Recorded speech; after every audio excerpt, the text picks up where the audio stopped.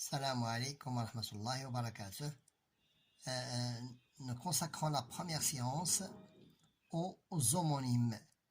Un homonyme se dit d'un mot qui présente la même forme, nous avons la vapeur, la même forme graphique, c'est un nomographe, et phonétique qui se prononce de la même façon, on appelle un homophone,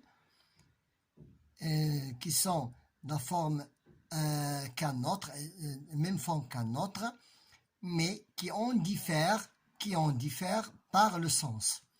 Commençons par le premier exemple. Le père de ces deux mots. Un vapeur, c'est un bateau à vapeur. Une vapeur, c'est un corps gazeux. C'est un corps gazeux. Exemple de vapeur d'eau. Deuxième exemple, un aide, c'est la personne qui aide, celui qui aide, on l'appelle un aide. Une aide, lorsqu'il est au féminin, c'est une action d'aider. Troisième exemple, un parallèle, c'est une comparaison entre deux objets, deux formes de choses ou bien deux phrases. Une parallèle, c'est une ligne équidistante d'une autre, c'est dans la géométrie, deux droites parallèles, ce sont deux droites qui ne se coupent jamais. Elles ont même écart entre ces deux lignes. Un pendule, c'est un poids suspendu. Une pendule, c'est une horloge, bien une horloge, de masculin ou féminin. Le garde, celui qui garde. La garde, c'est une action de garder, ou bien c'est un ensemble de garde. Un mémoire, c'est un rapport écrit. Une mémoire, c'est une faculté de se souvenir. Deuxième série de homophones et homographes. Le critique, celui qui critique, c'est la personne qui critique, on l'appelle le critique. Mais lorsqu'il devient un nom féminin, la critique, c'est une action de critiquer. Un trompette, c'est la personne qui joue de la trompette. Celui qui joue de la trompette, on l'appelle un trompette. Mais lorsqu'il devient un nom féminin, une trompette, c'est l'instrument de musique qui s'appelle une trompette. Un vase, un récipient. Féminin, une vase, c'est la boue qui se dépose au fond de l'eau. Un mousse, c'est un jeune marin. Une mousse, c'est une plante qui se fixe sur les troncs d'arbres, sur les murs, on appelle une mousse, ou bien des écumes, mousse, on appelle écume.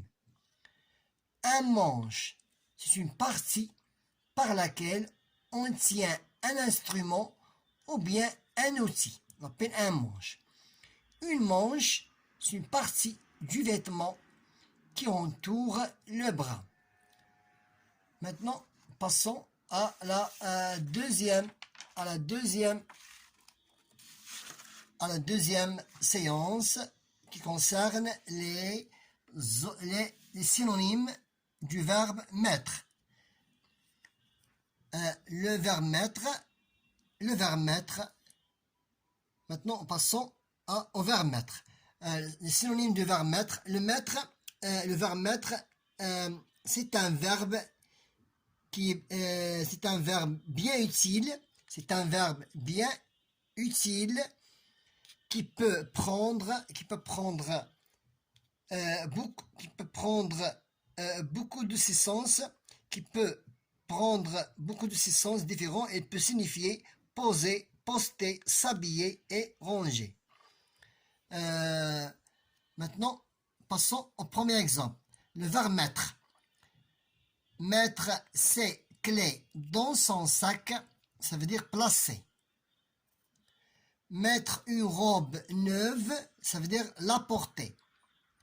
Mettre du sel dans une sauce, introduire, mêler. Mettre du désordre, provoquer ou bien faire naître. Mettre à l'envers ou bien à l'endroit, placer dans certaines positions. Mettre le contact, le verrou, la radio, disposer de manière qui fonctionne. Ça veut dire, pour fonctionner une radio ou bien un contact d'un engin ou bien d'une voiture, on dit mettre le contact. Mettre tout son cœur dans un travail consacré. Mettre une lettre à la poste, la poster. Mettre sa signature sur un contrat. Apposer. Mettre du beurre, du chocolat sur du pain. Étendre, étaler. Mettre ces morceaux de papier à la poubelle, jeter. Mettre quelqu'un en colère, faire passer dans un certain état. Ça, c'était les deux séances qui concernent les homonymes et les synonymes du verbe mettre. Bon courage.